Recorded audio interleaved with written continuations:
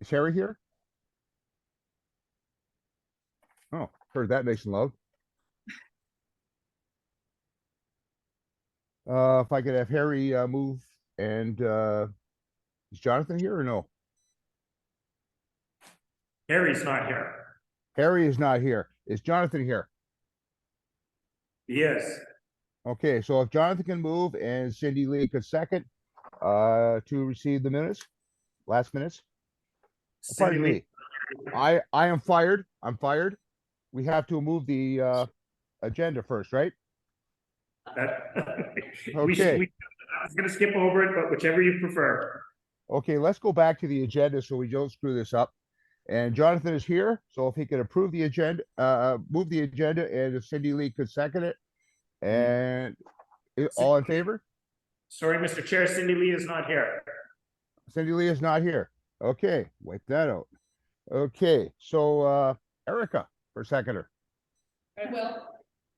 Are we good? Okay. Anybody opposed to this? Okay, we consider ourselves carried on that. My goodness, we've already done the conflict of interest, so we're good. Now we're at the approval of minutes. Could Natalie move the minutes? And could Donna second them? No, she wasn't here. They both said yes, Joe. Huh? They both said yes, in case you can't hear them. Okay. They both said yes. Okay, well, anybody opposed? Okay, then we were carried there. Correspondence would be the letter from Rob Foster to the MPCA, the MPCA chairman to Honorable Laurie Scott, standing chair on Heritage Infrastructure and Cultural Policy, Niagara Conservation Authority. Comments, Environmental Registry 0196160, 0192927, 019641614, and 0196161. And is there somebody there to speak to that? Chair, if you like, this is Chandra. I can speak to it, but just so members are aware, this was the letter originally sent to the standing committee that was dealing with Bill 23, and staff of NPCA, including myself. We did go in front of the committee. We delegated on this letter, and we were received well. As you are all aware, Bill 23 did receive Royal Assent on Monday. So I can speak further to that at the end of the meeting as part of my update, if you like. This letter is just for your information to share with you what we told the committee. And if you can see from the letter, the key areas of our concerns were regulatory responsibilities of conservation authority, changes to the wetland, and ability of the conservation authority to enter into MOUs and service level agreements with municipal partners. So those were the key areas, and I guess we are now working on the changes and working with municipal partners to see how we implement the changes. Thank you. Okay, is there any discussion of that item? Okay, could is John here? Yes. Okay. Yep. So if I could get John to move and Dion to second, if Dion's here. I think I heard that voice. To receive it. To receive the correspondence. Anybody opposed? Then we're carried. Thank you. And we have a presentation by I haven't left anything out, have I, Grant? I think we're good. We're good. We're good. I'm finally on the right spot. And what's happened when you drop your papers on the floor? Presentation. We have a PowerPoint presentation by Carrie Royer, Community Outreach and Engagement Specialist, 2022 year in review, Community Outreach and Engagement. And Carrie needs no introduction here, but she already got one. So go ahead, Carrie. Thank you, Chair. I'm just going to share my screen here. Can you hear me okay, or should I move closer to the mic? I can hear you all right. Everybody at home is okay?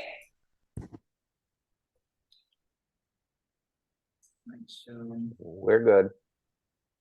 Okay, thank you.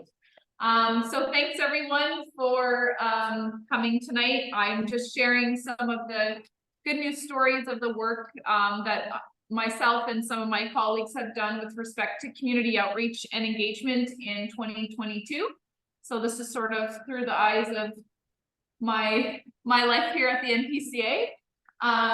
In the first quarter, we did some recruitment and developed terms of reference for the Wainfleet Bog Advisory Committee. So that was a new committee. So helped sort of with my role here with the Public Advisory Committee, helped put that together and help with a little bit of the recruitment. Partnerships with local libraries, I'll touch on that a little bit more. We started internally a trail management project to look at the trails that we have.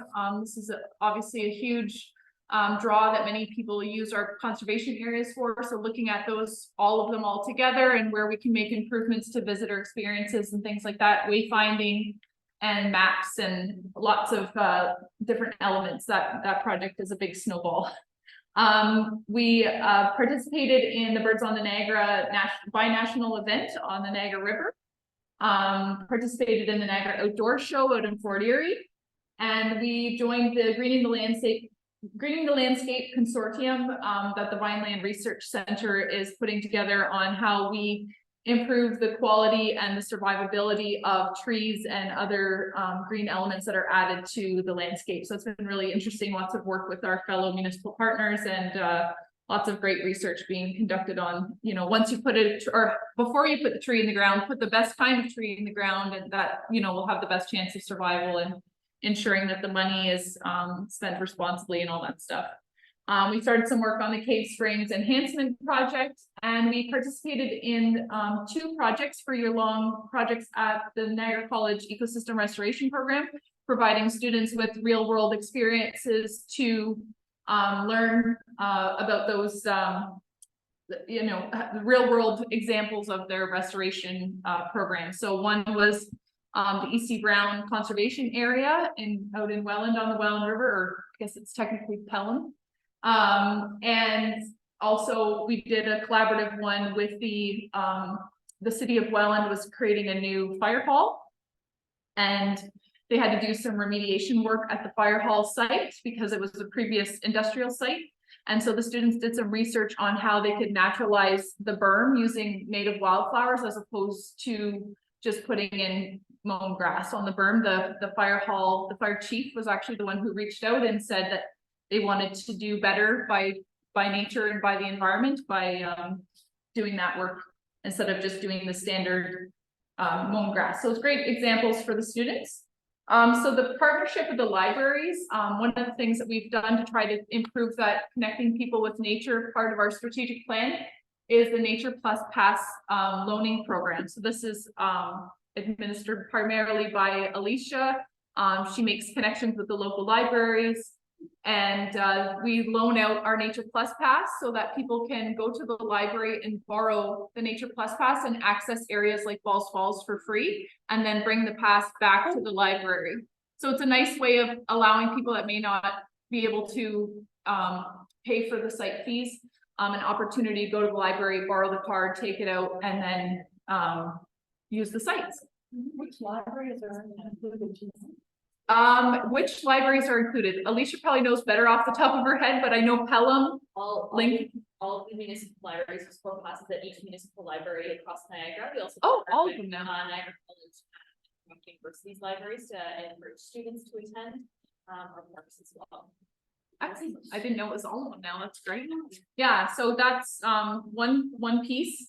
And then doing some guided walks and hikes in our conservation areas with the libraries.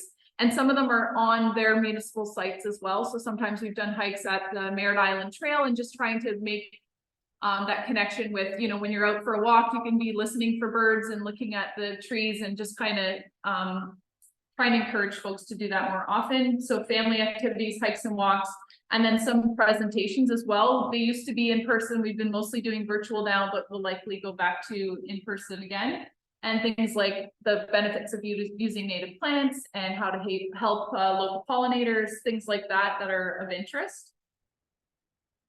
This is just a little bit of a highlight about the trail management project. So one thing that we have done is to develop new consistent wayfinding trail markers. So we're going to start implementing those park by park as we do the enhancement, so that they all look the same at all the conservation areas.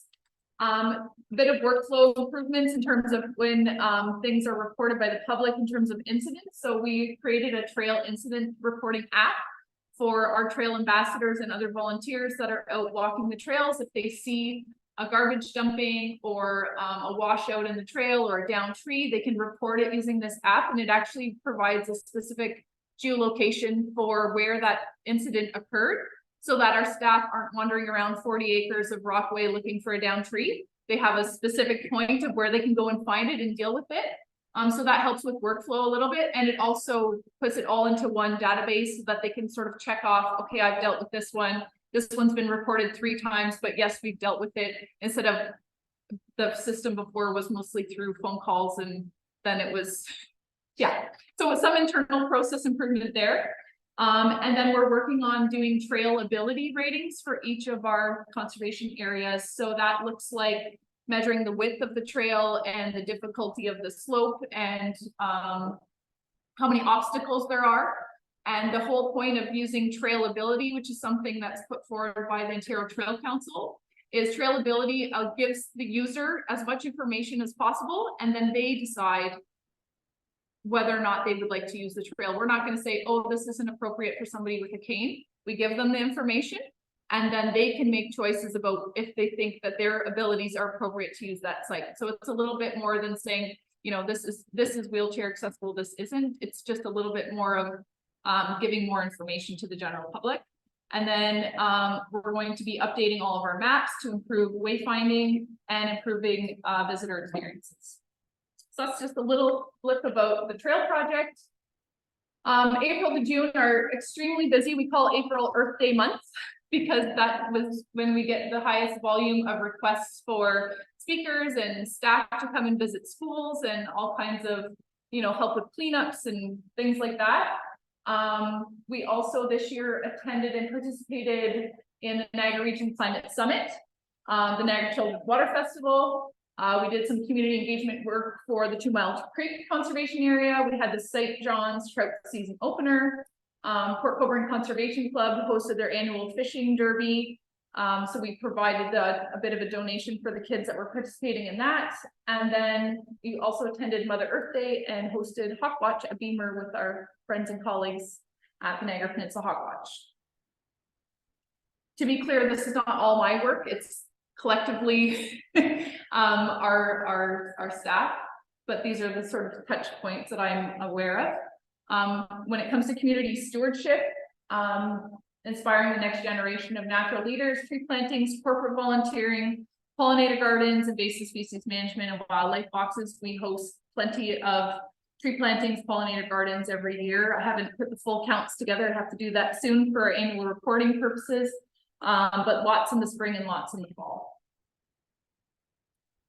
For Earth Day, this is a sampling of the things that we were involved in. So we assisted the tree giveaway for the city of Port Colborne. Basically, we helped them decide which tree species to use. They used all native trees to do their giveaway, and just helped provide information to the public when they came to pick them up. We attended the Vineland Library Earth Day event, donated saplings to the Seaway Mall Earth Day event. There was a Niagara Escarpment Biosphere Reserve event on Earth Day as well that Chandra attended, as well as myself. Planting at Malcolmson Eco Park, Great Lakes Watershed Cleanup. Night Archives is a local shredding business that did a shredding challenge for Earth Day, and they donated the proceeds from that towards the trees that were planted at 2 Mile Creek. So that was a nice phone call to receive, that they were interested in supporting our work, and that worked out really well. And then we provided some information to the DSBN Earth Day Choice Board, that students were given a number of different activities and resources to go through. July to September, we had the Conservation Awards, Paddle with a Purpose tours. I'll talk a little bit more about that. we're part of the Southern Ontario Seed Strategy Working Group for looking at native seeds and how we propagate, collect, and make sure that there are enough for the amount of tree planting that we want to do in the next lots of years. The NPCA policy review was happening, the Learn to Fish Niagara River event, Beyond the Balls bus tour, I say Beyond the Balls, Beyond the Balls bus tour, Great Lakes Public Forum. We participated in a Brock Master Student Research Project by doing a bit of interviews with the students. And then we had multiple, Alicia probably is the biggest collector of, not collector, but utilizing internships, co-op students, experiential learning opportunities here at Balls Falls for students at both Brock and Niagara College. So excellent opportunities for them there. And then of course the Awakenings event here at Balls Falls happened in September as well. So highlight of this project, this was a great example of collaboration and multiple partners working together toward a collective cause. So this is European water chestnut, which was first reported in the Welland River for the very first time in 2020 by a local paddler. He reported it using the EDD Maps app. It alerted the ministry and the Invasive Species Center, and they put together a plan of action to deal with this problem before it became a bigger problem, because it was the first time it was reported. This is an ornamental plant that was probably in somebody's pond that was tossed into the river at the end of the season, unfortunately lived through the winter and propagated. It is no longer allowed to be bought, sold, shipped, anything like that. It's a invasive that is very controlled in Ontario. So we worked with the Invasive Species Center and the Ontario Federation of Anglers and Hunters. They hired 5 students, and we provided in-kind support to that program by allowing the students access to both Chippewa for the equipment storage. So they had boats and canoes that they needed to sort of leave at a site day after day. So we allowed them to do that at Chippewa, and then they had access to 2 boat launches at Chippewa and NEC Brown. And we also provided them with a location to store the biomass, which was one big thing they weren't sure about, because Invasive Species Center is out of Peterborough, so they weren't going to be shipping it because of the restrictions. So they were able to dump all the biomass into one of our plantation sites that is not a high quality natural habitat. It'll decompose and just go into the organic matter there. So this was an in-kind contribution, but a good collaboration between municipalities, the ISC, the Ontario Federation of Anglers and Hunters, and just sort of an overall nice news story. They removed 7,000 plants. It got lots of press. There was a story in CBC. There was stories in the local papers, and they've just confirmed that the work will continue for 2023. They're going to go back and look for additional plants that may have continued to spread. It's the EDD maps app. That is an app that is for reporting invasive species specifically. So if you're interested, I can send you a link. So it's anything, not just aquatic, it's any invasive species, mammals, plants, anything can be reported through that app. And it's reviewed by people like the Invasive Species Center and the ministry to look for new species that have never been reported for, and also to get a grasp on things like Phragmites that are long established. A little bit of a highlight on the NPCA Conservation Awards. We had about 200 attendees. We presented the 2020 and 2021 Award of Merit recipients. This event is both for the Award of Merit recipients, but also for our volunteer recognition and appreciation. Our very, you can't see her picture because of the way my screen is, but Cindy Lee did a really nice opening there. And the volunteers received Nature Guide to Southern Ontario, which if you haven't received it yet, should be coming in the mail soon if you didn't attend the event, for those of you that are on the advisory committee for your volunteer service. October to December, so that's where we are right now. We had the Balls Falls Thanksgiving Festival, which was a very big success this year. I think Alicia can correct me, 28,000. Is that how many figures? 28,000 attendees. So that's the first time in a long time. It was sort of shocking after last year's was a sort of quieter. We forgot how busy we were for those 4 days. We once again had the Eco Defenders, which are a local group of people with hearts of gold that sorted all the waste and reduced our waste that went to the landfill by something like 86%. Huge contribution. And then we had lots of volunteers doing heritage demonstrations and tours. We did a Yellowfish Road program, which is a source water protection, paint yellowfish next to the storm drains with Diamond Trail Public School. We have the Holiday Trail going on right now, the Christmas in the Country program right now, which is an educational program for school-age children that runs on the weekdays.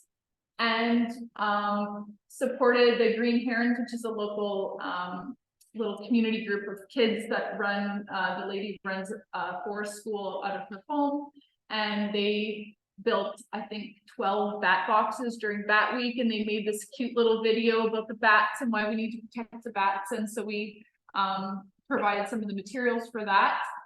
The Rockaway Conservation Area public information session, supporting friends of groups and ENGOs by helping them do volunteer callouts. We have a really large volunteer database, so whenever they need extra hands to go pull invasives at Malcolmson Eco Park, or if the Nature Conservancy, Niagara Coastal Community Collaborative is doing a project and they need extra volunteers or Trout Unlimited, they'll send us an email and we can do a call out. And if one of us can't be there, at least we can send maybe 10 volunteers or so to help out. So just supporting the work that they're doing.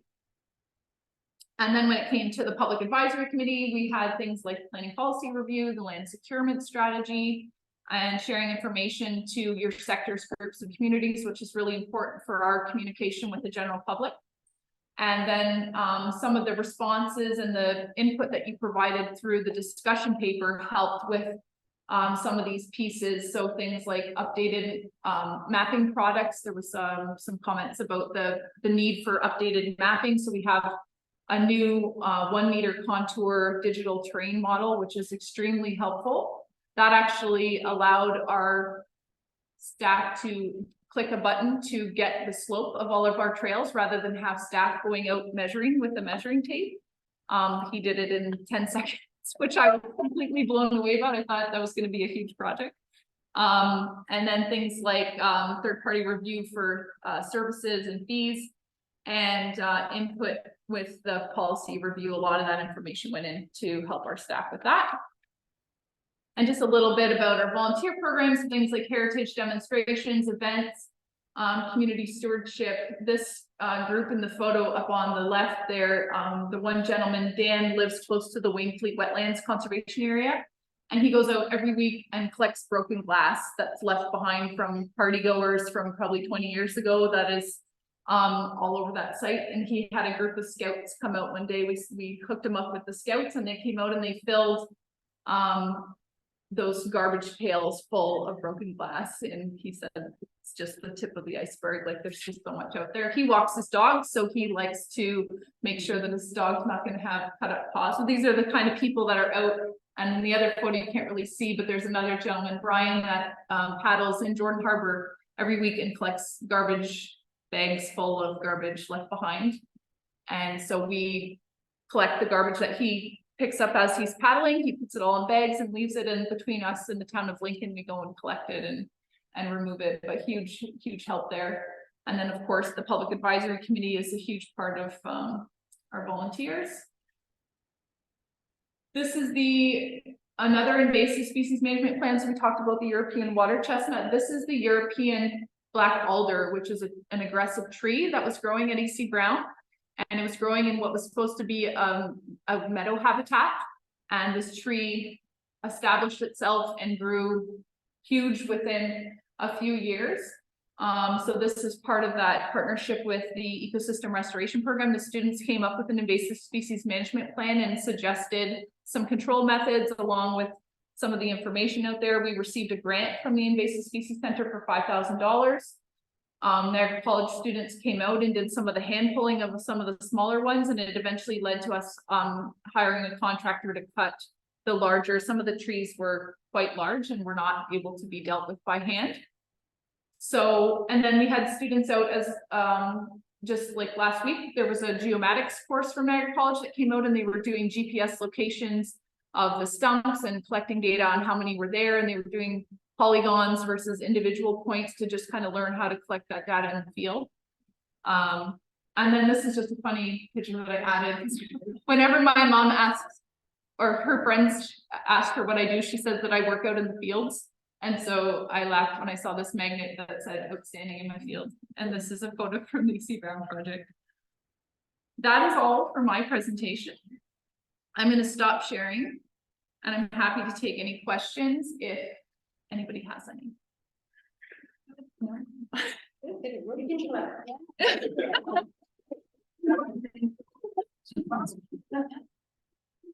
In case you can't tell, I really love my job. Oh, Do we have any questions for Carrie? I'm just looking in the chat. Oh, thanks, John. John just said good job. Waiting for January to March.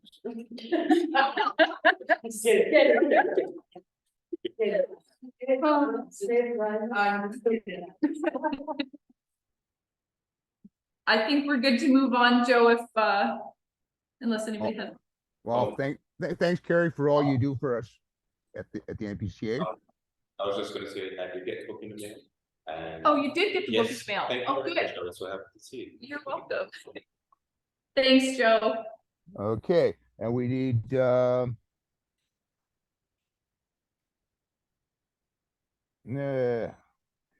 we need a mover. That would be Jonathan. Is Jonathan here? And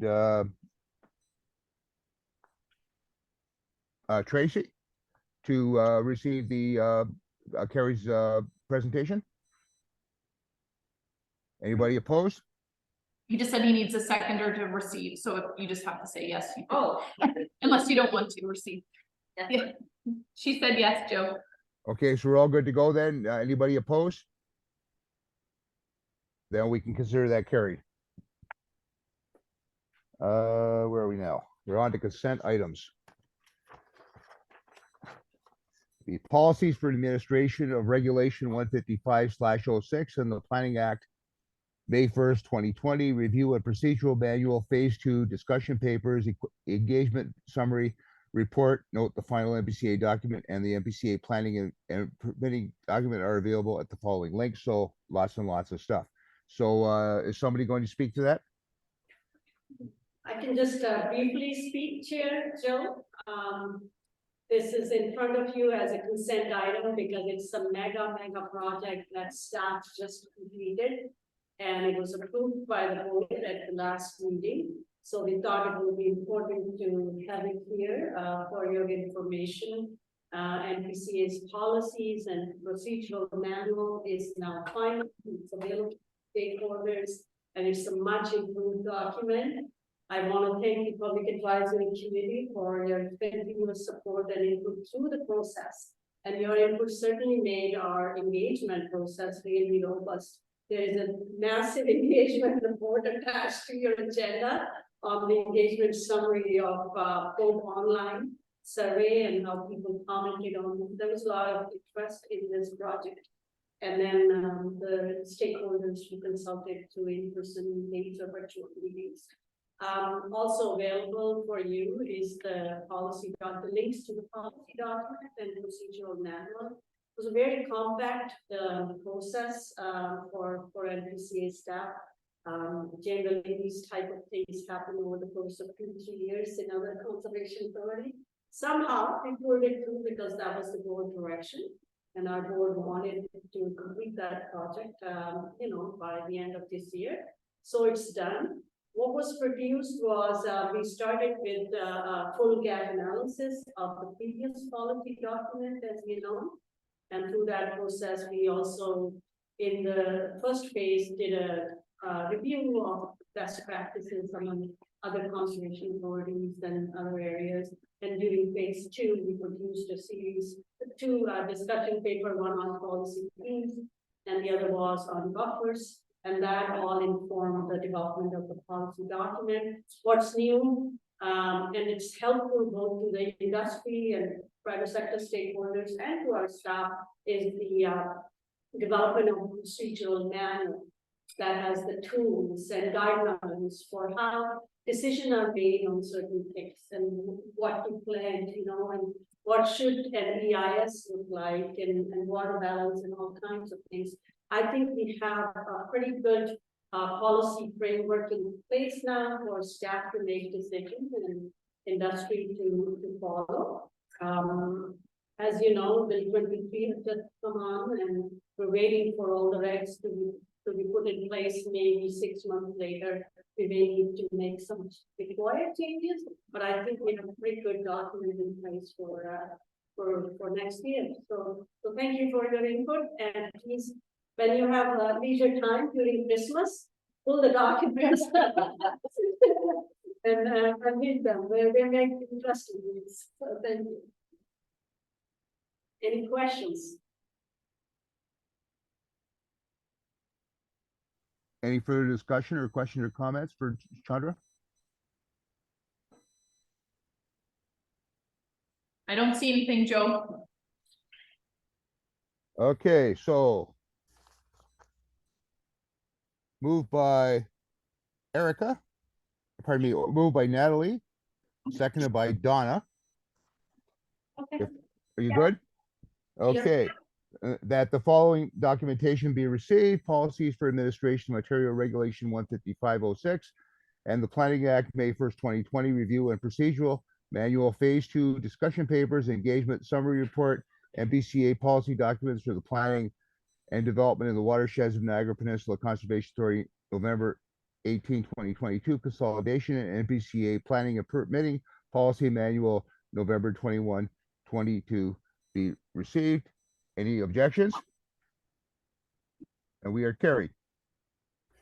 Next discussion item is report number PAC -03-22, a progress report on Indigenous engagement.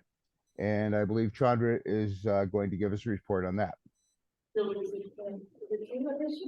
Okay, Alicia Powell, managers of conservation area programs, sitting next to me. And I think Natalie is also joining us online.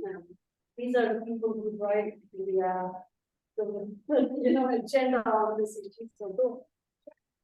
So thank you very much for having me this evening. On behalf of the Indigenous Engagement Working Group, we're very pleased and proud to report a number of updates on our activities, the activities of the NPCA over the past year, and some of our next steps that we're looking forward to implementing and working on in 2023.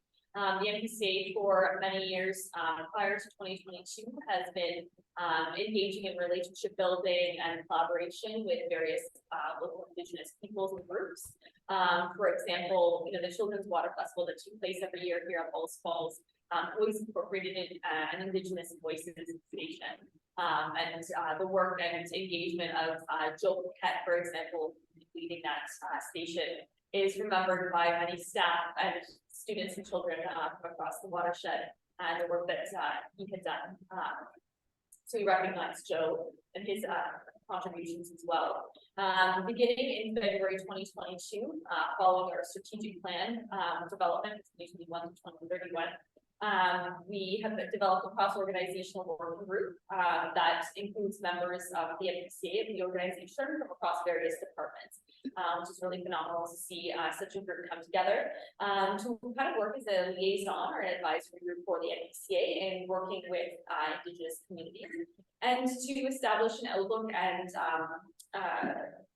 plan for the NPCA, our staff as well, to learn more and become more culturally aware and culturally safe in the work that we do. So a number of different opportunities and engagement strategies have come into play.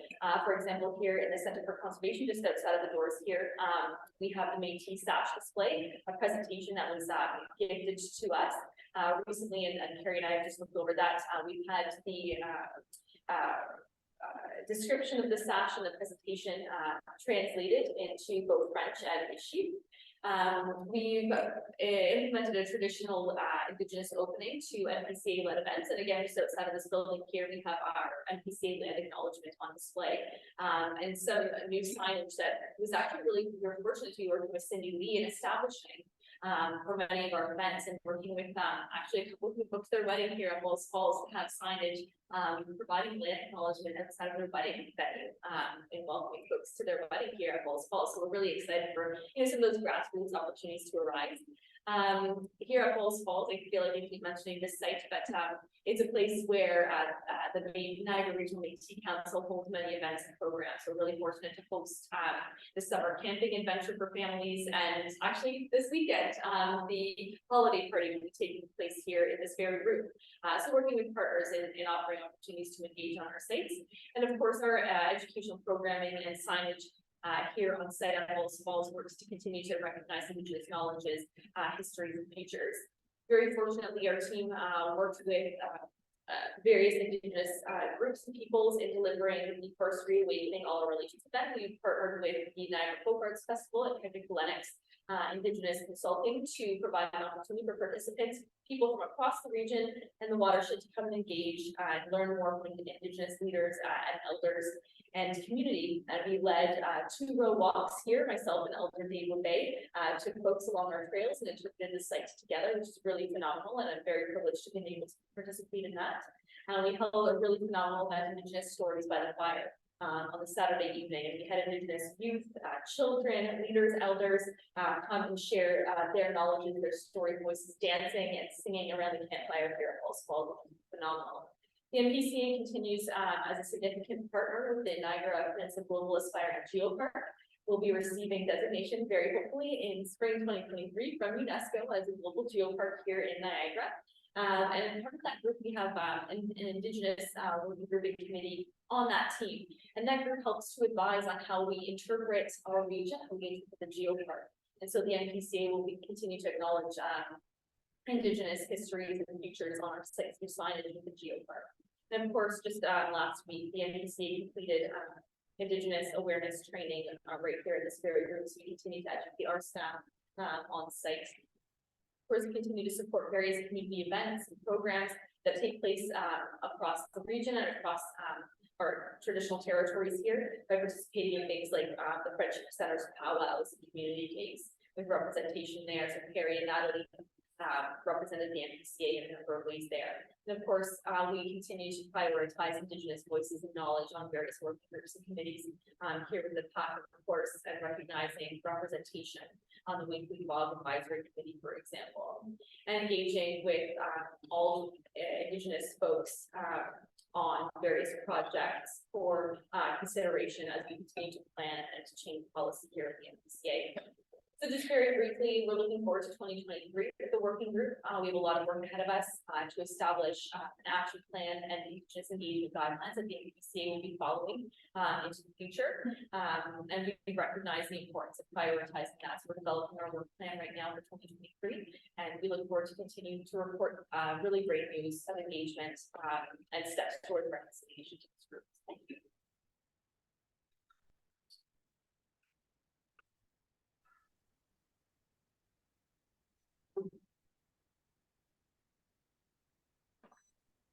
Any further discussion, or are we done?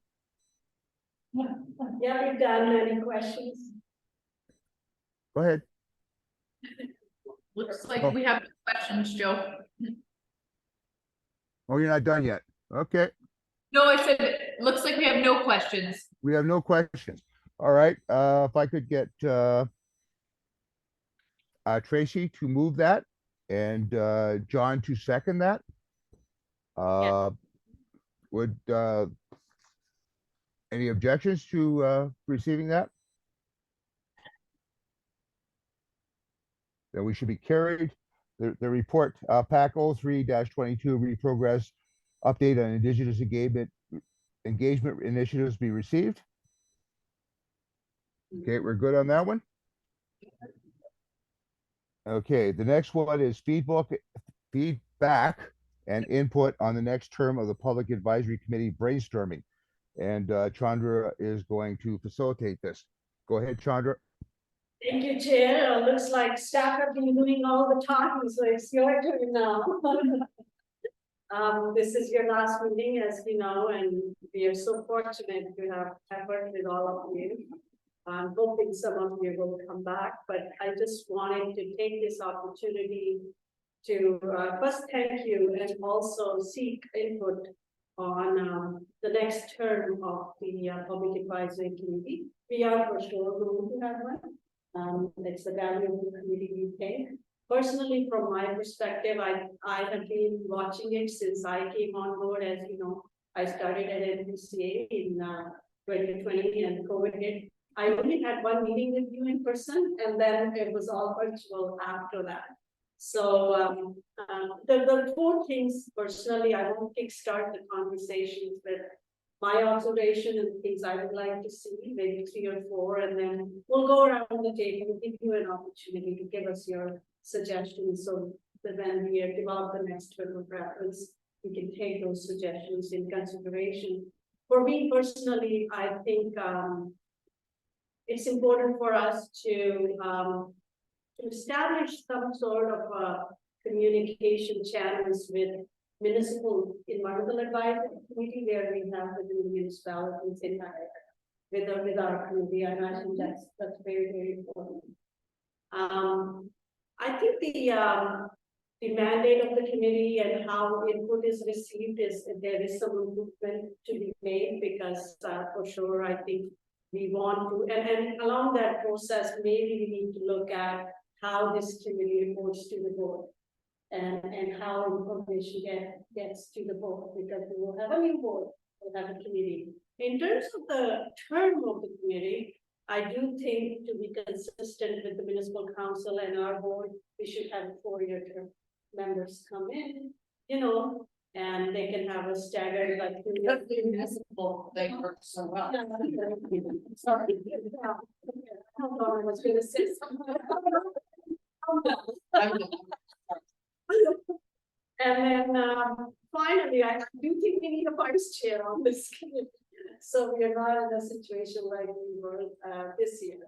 So those are just high level observations, and I know when we sit down as staff to think through the terms of reference, we will be considering a lot of things. With that, Chair, I would like to go around the table. I don't know if you want to start online first and then come to this room. I have 4 or 5 members here who I would like to hear from, and then we have some members online. So should we start here, or how would you like me to proceed?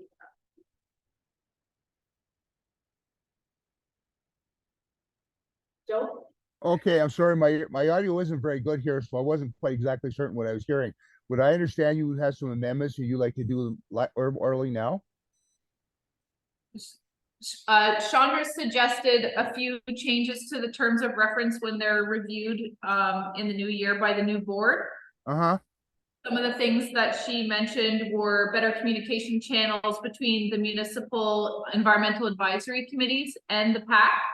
Uh-huh. And better ways to receive feedback and input from the PAC. Change perhaps how this committee reports to the board of directors. She's thought maybe a 4-year term would make more sense in line with municipal terms, and that we need a vice chair. So she's looking for additional feedback and input. Those are her observations. Additional feedback from members on their suggested changes or input or feedback on the current terms of reference, and being on the public advisory committee. Yeah, that does sound good to me. What does anybody else think? No, that's good. Joe, we would like to start with you, Chair. We wanted to do a round table and see if anybody. Okay, go ahead. Yeah, I thought that would be good too. Now, where do you want to start? With you. With me. Okay. I personally have enjoyed my time on the committee. I think we can make it work as it is. If you can enhance it, that would be great. One thing that would concern me is I don't think we translate very well to the board. If anybody's ever watched a board meeting or a recording of a board meeting and the topic of the public advisory committee comes up, it is a little outside their area of expertise, or so it sounds at the time. I don't know how to fix that. It sounds to me like Chandra has some ideas to maybe work on that. I think it's also important to remind the board that very often we do a lot of stuff outside meetings, like we're all I would say consultants, for want of a better term. I think I'm back and forth with Carrie for information on the farm community all the time. I would imagine that she would be do the same thing with the other sectors. I like the 4-year term. I think it is a long time, and I kind of went back and forth on that myself, whether that was a good thing or not. But you would have some more continuity. We do that at APAC at Niagara Region. You'll have you'll have a group that stays for the 4 years, and then you have another one after that. I think that's a good idea, though, really, on balance. Other than that, I think the sectors are good. I think it's good to have a very wide group of stakeholders around the table. Lots of different input, and like I say, we get to do a lot of stuff between meetings too. So I'm going to be quiet now, so everyone else has a chance to speak. Thank you, Chair. So maybe I can go to people in the room first and then online. So I'm going to start. I'm not going to put you on spot, Tracy. I know. So maybe we can start with Donna. Okay, I'll go to. So we're going around the table, right? Yeah, So Natalie's then- yeah. Okay. Then go to Natalie. I've lost control of the room, but go ahead. coming from this microphone. I'll take my mask off in a minute. My other question, Yes. is there an opportunity or role for a student role? Obviously not a 4-year term, but like even an annual, someone from, like some, there are university or college, and mostly like an experience for them. You know what I mean? It's kind of an experiential opportunity to understand how the type of information that passes through. Great suggestion. Yeah. That is a great, yeah, because there's lots of mayor's youth advisory councils and things like that. So there's, that would be a good, that's a sector we don't have currently on our, yeah, that's a great suggestion. But otherwise, like before your term would be nice. I feel like this is the end of my 2-year term, and I feel like I haven't met in person yet. I feel like I'm getting my legs, so it'd be nice. You know what I mean? Yeah. To have a bit more time. Yeah. Anything else, Tracy? Now, I'm good, thank you. Erica? I hear the concern about better communication skills for directors. But I don't hear any suggestions, like, how to improve that. So that, gotta get that. could you hear that at home, Joe?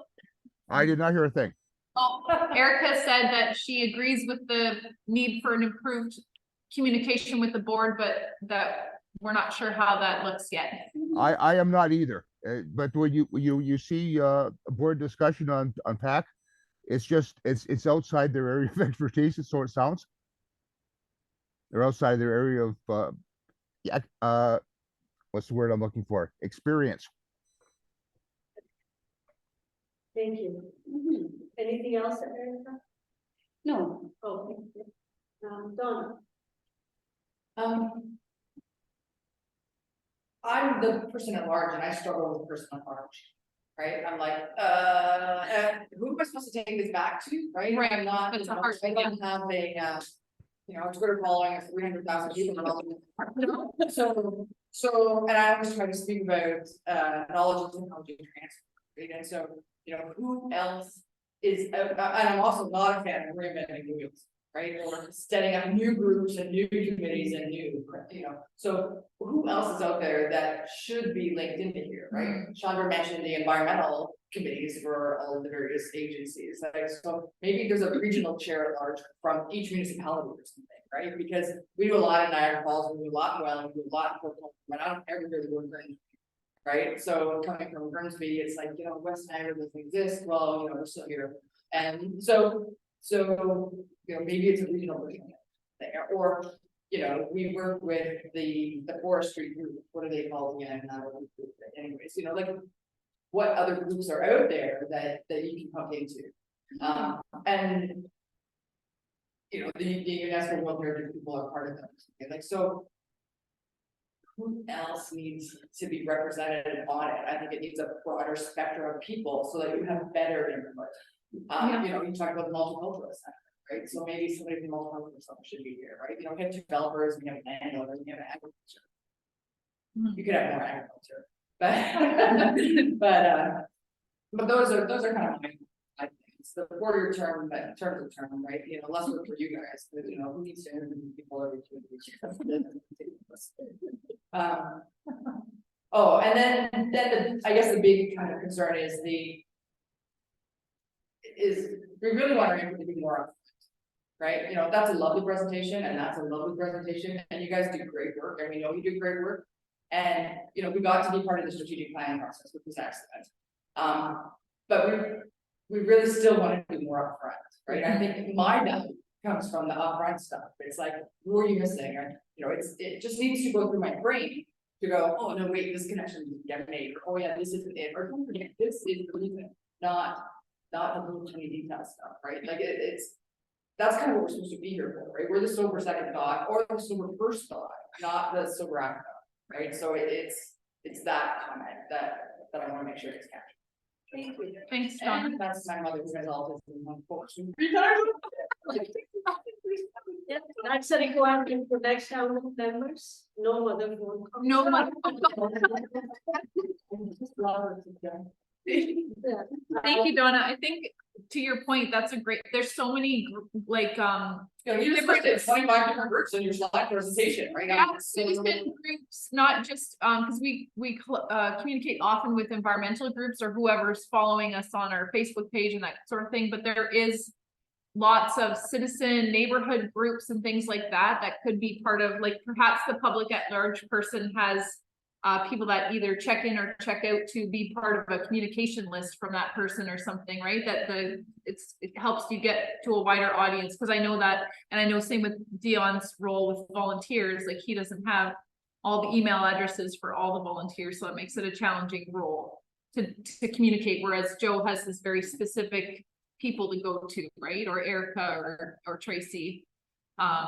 So it's, yeah, I agree. It is a bit more challenging for that. So thank you for that. Okay, that's it, John. Thank you. Dion on my list. Yeah, I think I'm gonna take a couple of key points there, with respect to, the outreach. I've often wondered about the role here and how effective the PAC is. Looking through the presentations, I did see some ideas that we have implemented in the various projects, whether that was beforehand or after the fact. Either which way, as long as they make it clear some way, that's good. The communication with the board, I often wonder are our ideas being heard and accepted? And I think the big thing I did appreciate participating in that house. So I think in the long run, that's where the bigger impact is going to be. Yeah. So more along with these guidance. I appreciate one.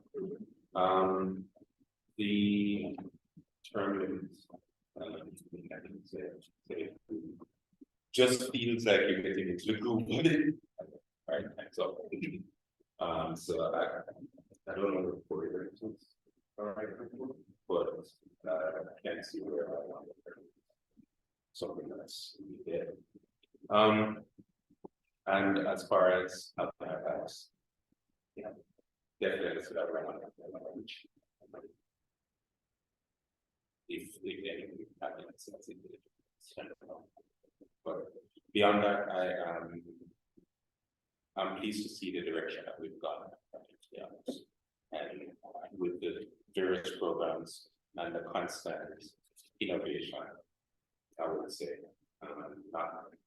not just doing what we follow, that's something that I'm really happy to see, and with us to your team, to really very good job at this.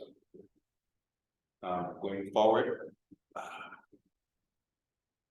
I think it's just that communication bit that we just need to Thanks, Dion.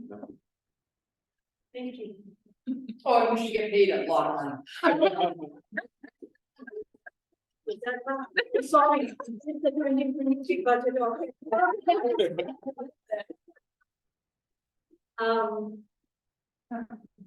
Do you want to say something, Tracy? At this moment, no, I'm just observing and learning right now. Good, thank you. So I'm going to go to people online now because we exhausted our comments in the room here. John. So I think the 4-year term is good. Looking back, I think our involvement in the strategic plan was excellent as well, and you know, that did provide some valuable input to the board, I hope. You know, from my sector, the urban planning field, it is a very dynamic, changing environment as we speak. The province has completely changed the rule book under the Planning Act and the municipal planning process. There are changes to the conservation authorities. There will be changes to the regional planning structure as we continue to move forward. As far as, you know, next steps or other things that an advisory board can look at is certainly as these changes continue coming forward, the input from the various sectors will help the board better understand how these changes can be implemented without the least possible loss of service to, you know, the broad constituency that we all serve. Maintaining that element of public interest, of course, is critical. So the only thing I can suggest is, you know, continue monitoring provincial and regional initiatives and seek the input from the advisory board as often as necessary. I will say that I've enjoyed my term on this advisory committee, but I will not be joining it in the future. I think I've been on for 4 or 5 years now, and I think it's time for me personally, at least, to pass the torch. So unfortunately, I could not be there tonight, but I do wish you well moving forward. Thank you, John. Those are very good comments and very insightful. Thank you. You're welcome. Follow your advice. And too bad you're not coming back to work with us now in person. John, I think you and Harry have been on the PAC as long as I have. There you go. Yeah, good. Next on online is John. John, would you like to comment?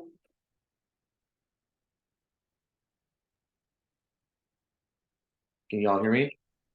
Yeah. Yeah. Thank you. So first, I appreciate that you guys even have me on this committee. The last year was great. I've learned a lot listening to you all. I think 4 years is good. I agree with that. It takes time to understand what's happening, especially when you're new to this type of thing. And I do seem to think there's a common concern about what the board takes from the PAC committee, and I would just echo that. And that's about it. Thank you, John. Thank you. Thanks a lot. Very Thanks, nice. John. We also have our board member, member Helena online. I should have introduced him at the beginning. He's observing. I would like to hear, Jack, you have anything to comment, any comments on this matter or any input for us? No, I really appreciate all the work that this committee does, along with other, excuse me, other volunteer committees. I also sit on the Wainfleet Bog committee. So that one I'm a little more active in because I'm actually a member. I'm just here on this one, just listening in as a NPCA board member, and keep up to date. When you say that, I heard the comment that when PAC comes up before the board, they don't quite understand. Well, I'm here to learn what they actually do, and I appreciate what they do. Thank you, Jack. That's very kind of you to take the time and join us. And I know how effective you are on any committee you sit at. Jack is our member who has very good understanding of how conservation authority work happens on the ground. So really appreciate that. Thank you for joining us tonight. So that pretty much completes I don't think I've missed anyone. Who's number one in this year? That's Gina? That's Gina, Oh. and then we're collectively Yeah. the, So Chair, we have enough input from everybody. I think we'll, as staff, we will take back. Looks like, Dion has a question or comment. Two questions. Two questions. Will hybrid meetings be a thing going forward? that's a good question. If there's a desire, I'm sure we would always take that into consideration from the committee. At one point, we also, I guess, there was this idea to have meetings at the various CSIs. Yeah. Thinking that, That would be really nice, yeah, like perhaps in the new term, that we could do sort of.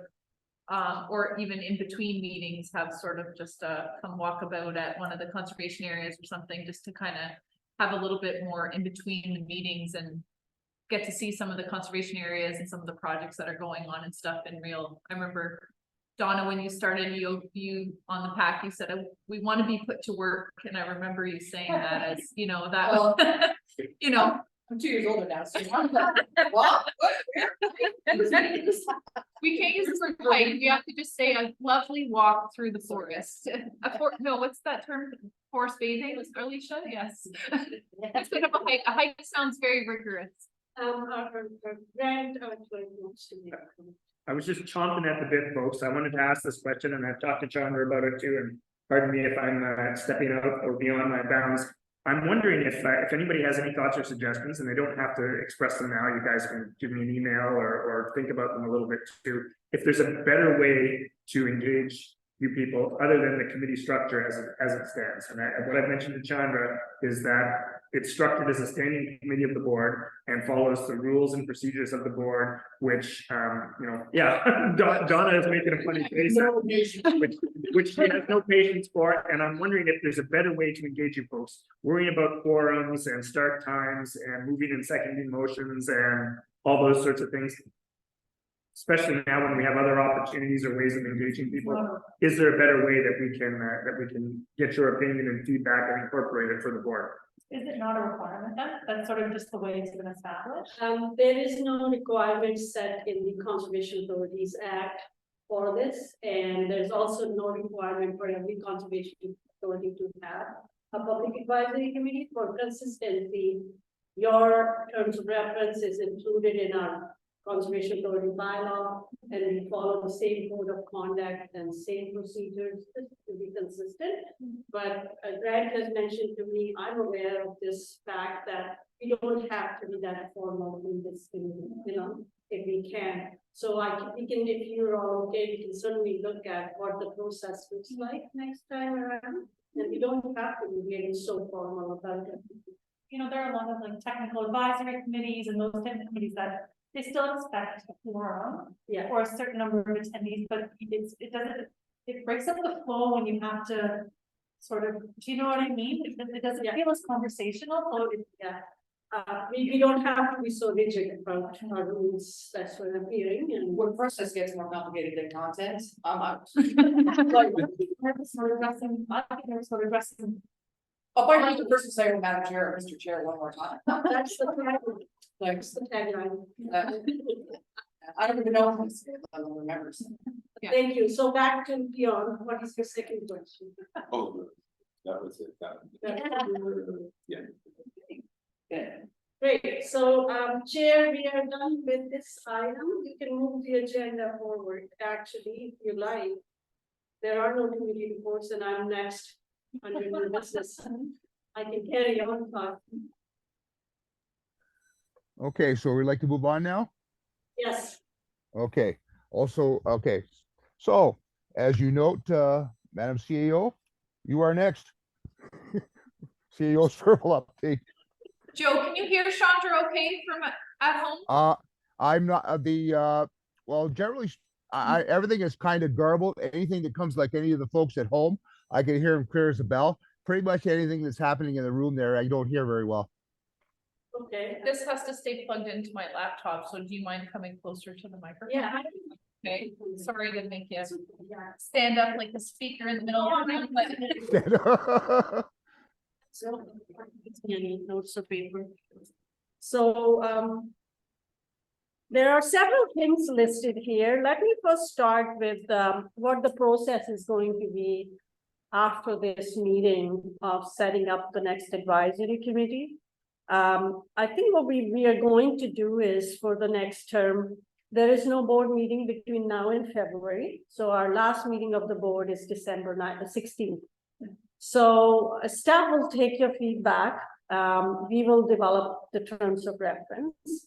And we hope to bring your terms of reference to the annual general meeting of the board in February. That's the first meeting.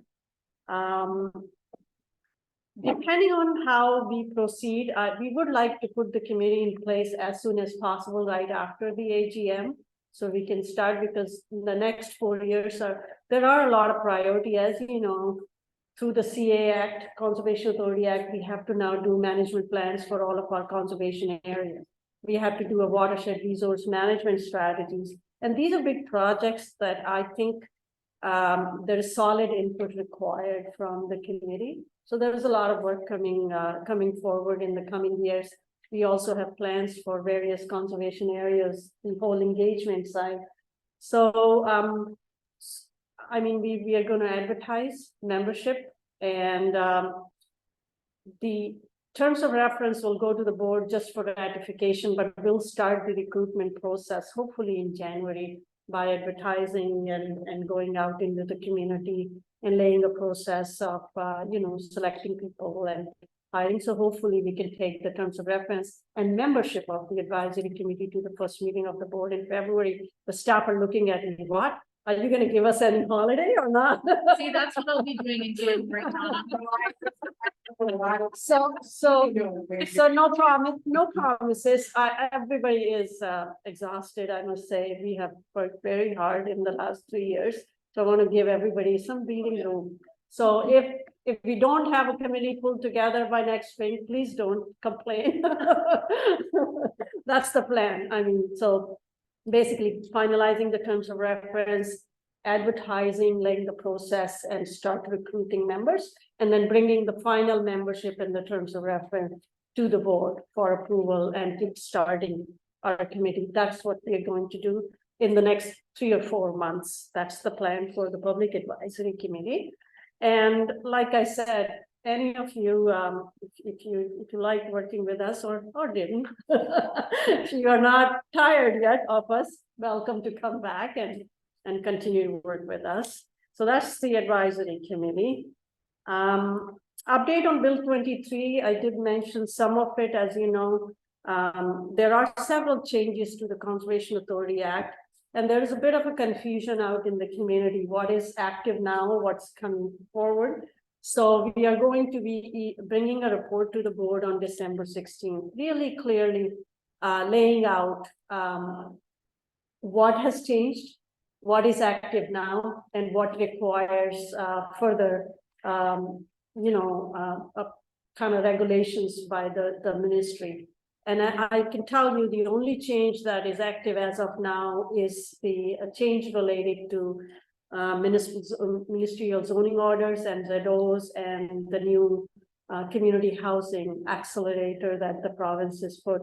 Everything else, like Conservation Authority's ability to sign MOUs with municipalities, and our ability to comment under prescribed acts, our regulatory responsibility under the Planning Act to issue permits, all of that is now subject to minister's regulation. And the date for that regulation is not declared yet. So we're hoping in the next few months, that minister's regulation will be developed and approved. We are also thinking that in the next 6 months, Section 28 regulations for Conservation Authority, they'll be also updated. So all of that will come into play in the coming months, but I think our report to the board on the 16th will clearly lay out what is status quo. We're still issuing permits. We're still, so people are calling us. Do we need a permit from you? There's a lot of confusion out. So it's important to lay that all out. We are also working with our partner municipalities. So yesterday, all the CAOs in Niagara region met with Niagara region CAO and myself and planning directors. And we all talked about the changes and how we are going to collaborate going forward. So there is a process unfolding there. Like John said, I think for people outside, it's important to be clear on how these changes are implementing on the ground through agencies. So it's easier for the simple person, like a resident who is looking for a permit. Yeah, exactly. So I think that's the objective. And the sooner we do that, the better it is. So I really commend Niagara region for putting everybody together yesterday, and we're starting to work together on a fast pace. We are also working with Conservation Ontario, which is the umbrella agency of 36 conservation authorities. And process there is to, one, have effective communication on the process and timing of changes. Second, we are also pulling our comments together because there's still time to work with the ministry on the regulations and see if we can influence some of the changes that we want through the regs as they are developed. So that's our little update on that process. Internally, I think we have to train our staff now on a variety of things, how things will work. So that process is also unfolding. Next update, staff asked me to update you on the land securement strategy. As you know, that was another mega project we completed this year, and we have a target of land acquisition and securement. You provided input. I think our land planner was here presenting it to you. At that point, we were thinking that it will be 2 months of municipal and other partner input, and then the strategy will be finalized in the new year. The board has directed us to finalize the strategy now before the end of the term of the board. So we had to shrink that engagement consultation period, but it doesn't mean we can't keep consulting with partners who want to work with us. So with that in mind, December 16th is when we are bringing the final land securement strategy project to the board for approval and start working on priorities for land acquisition, which is a good news story. Yeah. Okay. So I think we'll be looking for a variety of partners in the community, and again, public advisory committees help in implementing those targets. They're very ambitious targets, and we need a lot of land security and public ownership in Niagara, as you know. So when we compare ourselves to the conservation authority, we're nowhere close. So there's lots to be done. As you know, Rockway was a good purchase for us, and Carrie mentioned, we have a great concept plan. We have started the process. There was a public consultation session. We are restoring that access to Rockway Conservation Area. It'll be really good. So with that, I mean, pretty much those are the updates I can tell you. A lot of work happened in the last 2 years. I certainly was really fortunate to come here and work with all of you.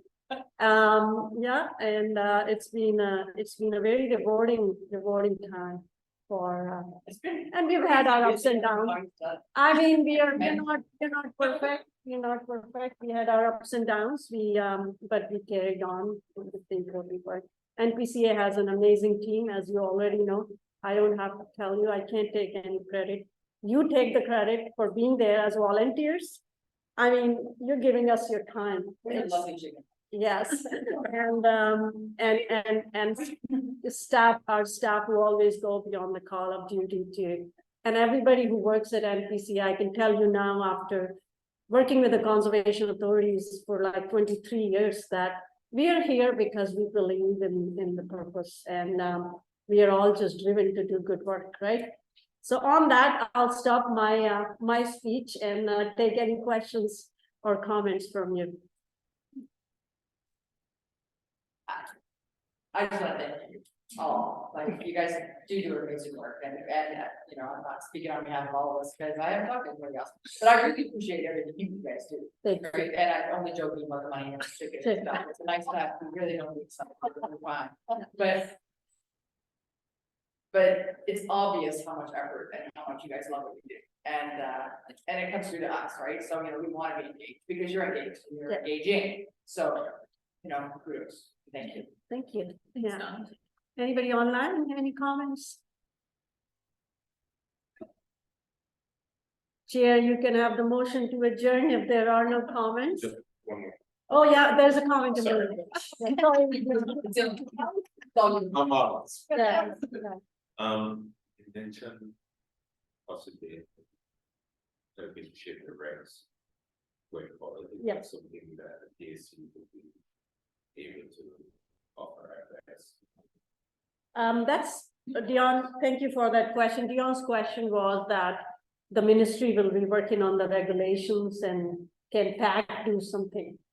I mean, it's, we don't even know if we will have an opportunity to work with the ministry if they open up that door. So we'll be sending written comments, Dion. And hopefully those comments can be made available. But I don't think at this time public can inform, because that's mostly a ministry level thing to develop those regulations, but thank you for the offer. Yeah. I think we're good with 11A, Joe. Now you can hear me. So I'm going to need one of those nights. Moved by Jonathan, seconded by Tracy, that the verbal update from CEO Chandra Sharma be received. Any objections?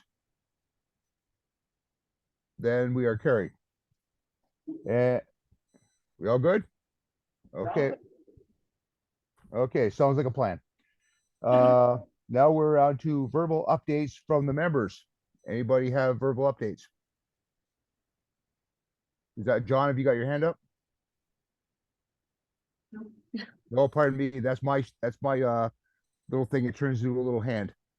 Okay. Does anybody have any verbal updates?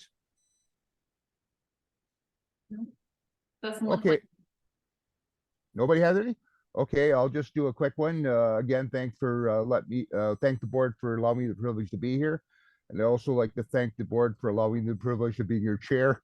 If I only had done a little better job tonight, but these things happen. I also want to acknowledge member Halenga, who's been very supportive of this group, and I've had the opportunity to work with him over at the floodplain subcommittee. Great guy. Keep up the good work. So I need where are we here? If Erica, I'm sorry, go ahead. Somebody got an update? Nope, we're Motion good. to adjourn. Okay, I'm still on then. Oh Lord, love a duck. Moved by Natalie, seconded by Donna, that the verbal updates from members be received. Excellent. Excellent. Okay, so we're all good there. And now we have adjournment, so we need a mover, which would be Dion and Jonathan. Any objections? Then we are adjourned. Oh, sorry, Joe. Jack has his hand up. I'm sorry. Go ahead, noticed- Jack. And I had my No, head down. okay, for Joe's acknowledgement, I just want to say it's really easy to work with great people. Thank you. Thank you, Joe. Thanks everyone for hybrid coming in. Good night, everyone. Good night. Good night, all. We survived.